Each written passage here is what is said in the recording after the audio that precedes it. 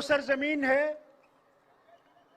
जिसने आजादी के वो बुलंद नेता पैदा किए जिन्होंने अंग्रेजों को यहां से भगाया। आज दूसरी मुबारक आपको यह करता हूं कि राहुल गांधी जी ने अपनी यात्रा यहां पे जो इन्होंने ईस्ट से शुरू की थी, आज बंबई में समाप्त हुई। इन्होंने, जैसे स्टालिन साहब ने कहा, कन्याकुमारी से शुरू की थी और कश्मीर आए थे। कश्मीर में बर्फ पड़ रही थी, कई लोगों ने जो इनके साथ थे उन्हें बर्फ देखी नहीं थी। ये है हमारा भारत, कश्मीर से कन्याकुमारी और मणिपुर से मुंबई, ये भारत है। याद रखिएगा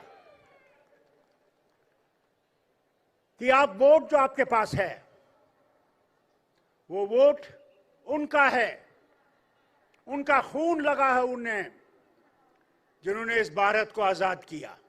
कभी भूलिए नहीं, वो सो गए मगर एक काम आपके लिए छोड़ गए कि इस भारत को बचाना है, इस भारत को सबके लिए रखना है।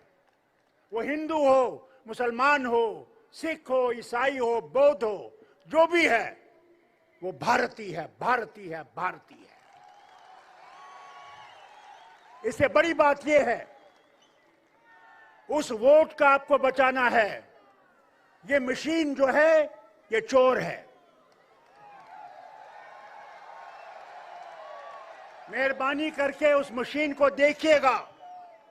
जब आप अपना बटन दबाएं, जो कागज वहां से लिखेगा वो देखिए कि आपका वोट उसमें है या दूसरा वोट गया है। हमने बहुत शोर किया, कहा वापस कागज का लाओ, इस मशीन को हटाओ। मुझे उम्मीद है जब इंडिया गठबंधन की गवर्नमेंट आएगी उसमें यह मशीन खत्म हो जाएगी। और दूसरी बात होगी कि इलेक्शन कमीशन जो है वो आजाद हो जाएगा, वो मुक्त हो जाएगा। उसमें वो लोग होंगे जो भारत से प्यार करते होंगे और इस मिट्टी को प्यार करते होंगे।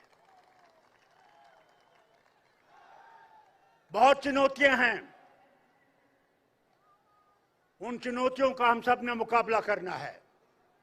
जितने भी लीडर यहां बैठे हुए हैं,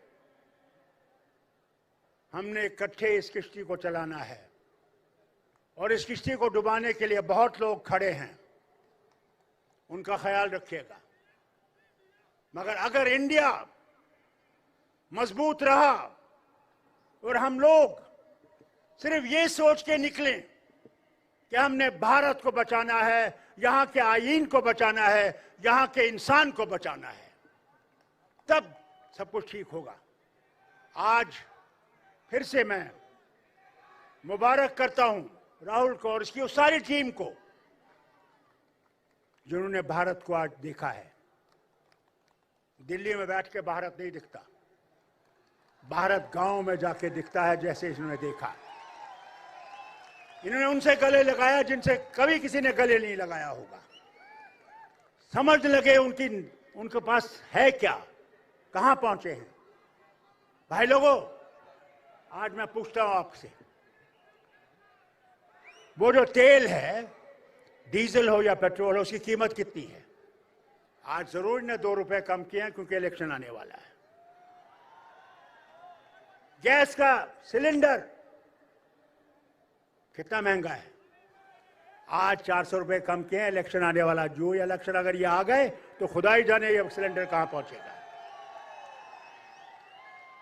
आपके खाने की तेल की कीमत पूछिए अपनी मां से, बहन से, बीवी से। उसे पूछिए कि सब्जी की कीमत क्या है, कहां पहुंच गए हम।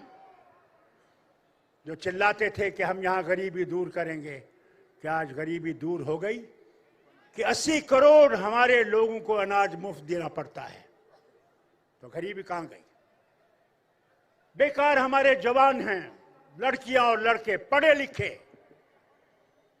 कोई उनकी तरफ सुनवाई नहीं है। कब तक ये चलेगा? कब तक हम इस मुसीबत को देखते रहेंगे और चुप रहेंगे? आज वक्त आ गया है